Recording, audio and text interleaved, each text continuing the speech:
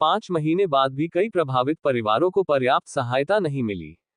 उन्होंने मंडी में सरकार द्वारा आयोजित किए जाने वाले कार्यक्रम पर आपत्ति जताते हुए कहा कि आपदा में 50 से अधिक लोगों की मौतें जिला में हुई है, ऐसे में मंडी में जश्न मनाना उचित नहीं है।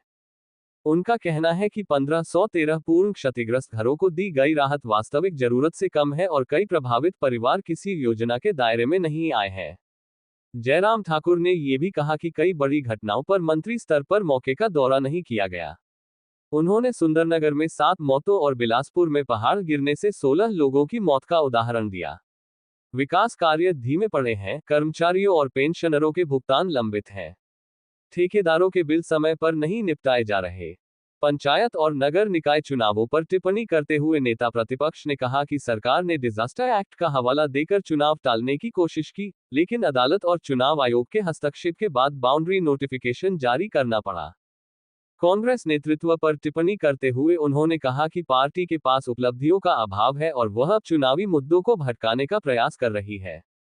बिहार चुनाव परिणामों का जिक्र करते हुए उन्होंने कहा कि कांग्रेस की स्थिति कमजोर है और ऐसी परिस्थिति में सरकार को राज्य में उत्सव कार्यक्रम रद्द कर देने चाहिए और आपदा प्रभावितों को राहत और पुनर्वास कार्यों को प्राथमिकता देनी चाहिए। पंजाब दस्तक के लिए सुरेंद्र राणा की रिपोर्ट।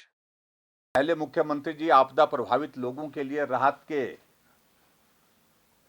वितरण के लिए गए थे, लेकिन उस सारी चीज को लेकर के भी अलग कहानी है कि बहुत सारे लोग वहां पर जिनके घर चले गए थे उनको राहत नहीं मिल पाई है। लेकिन अगर मैं कांग्रेस पार्टी की सोच की अगर मैं बात कहूं, पूरा प्रदेश इस बात को लेकर के हैरान है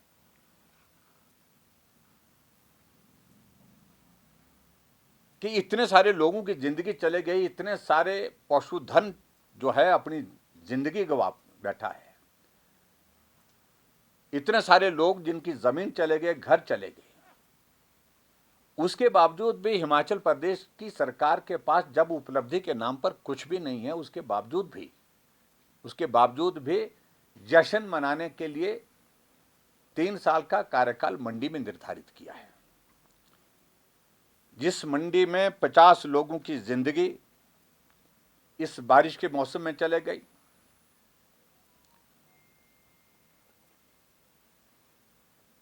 और उसके साथ साथ में जिसमें 33 लोग तो मेरे विधानसभा क्षेत्र में एक रात को चले गए।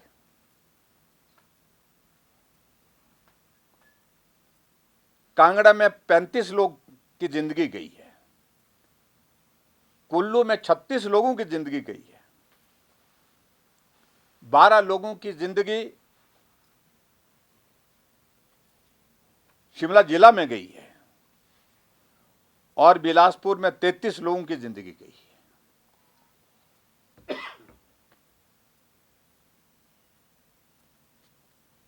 और मैं ये भी कहना चाह रहा हूं, सुंदरनगर में घटना हुई तो वहां 7 लोगों की जिंदगी गई, लेकिन सरकार का कोई मंत्री वहां तक नहीं पहुंच पाया।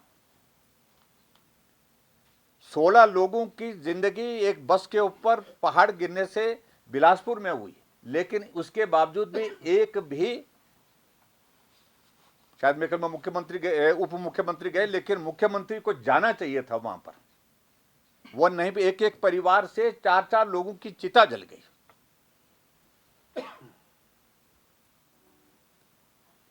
अगर आपदा के प्रति इतनी संवेदनशीलता अगर वर्तमान कांग्रेस पार्टी की सरकार में है, तो मुझे लगता है कि मुख्यमंत्री को स्वयं जाना चाहिए था, उन परिवारों से मिलने के लिए जाना चाहिए था।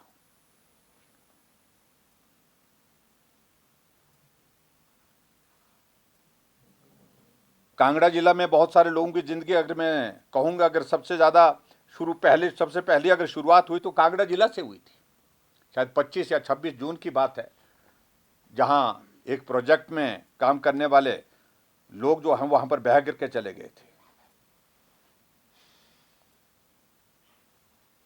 चंबा में मणिमहेश की यात्रा चल रही थी, उस मणिमहेश की यात्रा के दौरान 17 लोगों की जिंदगी चली गई।